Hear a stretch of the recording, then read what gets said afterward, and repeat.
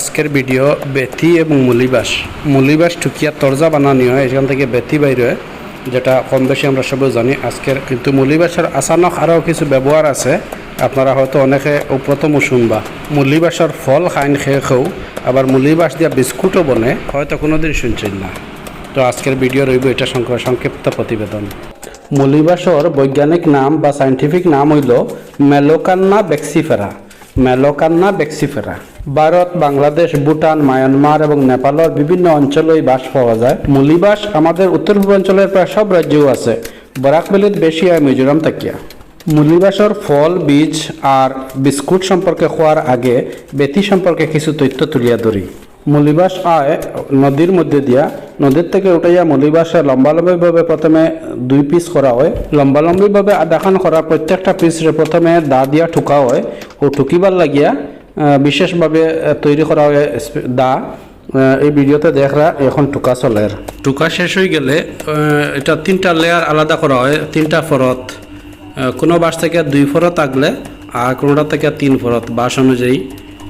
প্রথম বাকলের দিকটার এখন লাল্লি পিছন দিক, আর একদম উপরে থাকে বুকা, আর মাঝে আর এক লেয়ার থাকে। তো বুকা যেটা আছে এটার কোয়ালিটি তেমন ভালো নয়, মোটামুটি হালকা। তো যখন ডালাই উলাই করা হয় তখন ছাটাই বানাইবার লাগিয়া বা এই ধরনের হালকা পাতলা খাজল লাগিয়া এই বুকাটারে ব্যবহার করা হয়, যেগুলা বেড়া টেম্পোরারিলি তৈরি করা হয়। আর মাঝর যেটা বা লাল্লি এটা দিয়া ছাদ তৈরি করা হয়। অ্যালুমিনিয়াম পেইন্ট বা সিলভার কালার করিয়া ছাদরে সাজাইন বা বিভিন্ন রং দিয়েও সাজানো যায়।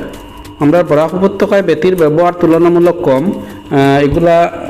এগুলা বেথি তৈরি হয়, এগুলা সব গুয়াহাটি বা কলকাতাত ফাটানি হয়, ট্রাক লোড হইয়া এখান থেকে যায়। বরাকভ্যালির বিভিন্ন জায়গাতেও মুলিবাস থেকে এইভাবে বেথি বানানি হয়। কাটাখাল, শ্রীগৌরী, নিলামবাজার, করিমগঞ্জ এরকম বিভিন্ন জায়গাতে এইভাবে নদীর পাড়ও মুলিবাস তুলিয়ে এখান থেকে বেথি তৈরি করা হয় এবং বাইরে বিভিন্ন জায়গায় ফাটানি হয়। স্থানীয়রা অনেক সময় কেনাকাটা করে।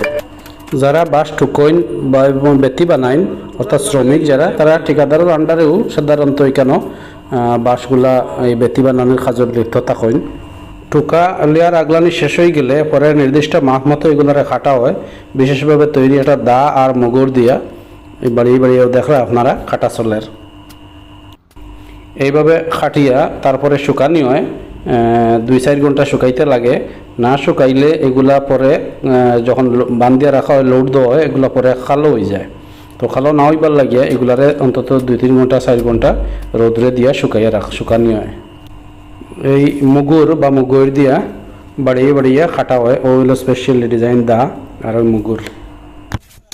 যারা বাঁশ টুকেন তারা সবার সামনে এইভাবে ছোটো ভাবে স্টেক দিয়ে বাঁশ রাখা থাকে, টানিয়ে এখান থেকে তারা বাঁশে টুকুন। ঠুকার পরে ও দেখা এখানে শুকানিয়র মেলিয়া রাখা হয়েছে রৌদ্রের মধ্যে। খুব রৌদ্র না থাকলেও চলে, মোটামুটি কিছু সময় 2-4 ঘন্টা বাতাস খাইতো এবং শুকাইতো। এই সামনে যেটা গড় সেখানে লাইন ধরে বইয়া সব শ্রমিকরা টুকুন। এটা হলো বরাক নদীর তীরে, শ্রীগুড়ি হাই স্কুলের পাশে। এইভাবে বিভিন্ন জায়গায় এইভাবে মুলিবাস টুকিয়া বেথি বানানি এবং এখান থেকে সাপ্লাই দেওয়ার ব্যবসা অকল চলের বিভিন্ন ঠিকাদারের আন্ডারে। ও দেখরা আপনারা এখানে শুকানি চলের, সেজন্য মেলিয়া দেয় শুকাইবার লাগিয়া। আর বিভিন্ন ঠিকাদারের আন্ডারে এইভাবে শ্রমিকরা কাজ করেন। আপনারা দেখরা লম্বা একটা ছোটো গড়, অসংখ্য শ্রমিক এখানে থাকেন, কেউ স্থানীয়, কেউ অন্য জায়গা থেকে এখানে থাকিয়া এখানে টুকার কাজ করেন। এখানে তাদের পারিশ্রমিক হইল পিস হিসাবে, যে যত বেশি ঠুকিতে পারবা তত করিয়া পাইবা, তত বেশি লাভ হইব। এর লাগিয়া শ্রমিকরা আপন মনে অনবরত ঠুকিয়া যেতে থাকেন এবং খুব স্পিডে তারা হাত চলে। পরে এইভাবে স্টেক দিয়ে রাখা হয় এবং শেষে বান্ডিল বানানো হয়। আরেক জায়গা টুকার কাজ চলে।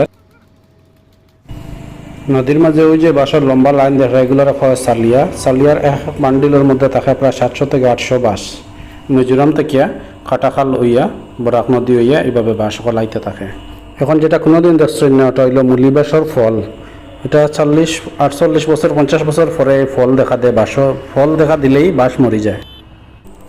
ও হইল মুলিবাসর বিস্কুট। কোনোদিন দেখছেন নি বা শুনছেন নি জানাইবা। মুলিবাস দিয়া বিস্কুটও বানানো হয়। মুলিবাসও খসি মুলিবাসে প্রথমে খাটিয়া এইভাবে টুকরা করা হয়, পরে শুকাইয়া গুঁড়া বানাইয়া বিস্কুট তৈরির প্রসেস শুরু হয়। আগরতলার ব্যাম্বু অ্যান্ড ক্যান ডেভেলপমেন্ট ইনস্টিটিউটে এটা ট্রেনিং দেয়। মুলিবাসের বিস্কুট খাইলে কইবা, ভিডিও কেমন লাগলো জানাইবা। দেখা হইব অন্য একটা ভিডিও। ভালো থাকুন, শুভেচ্ছা রইল।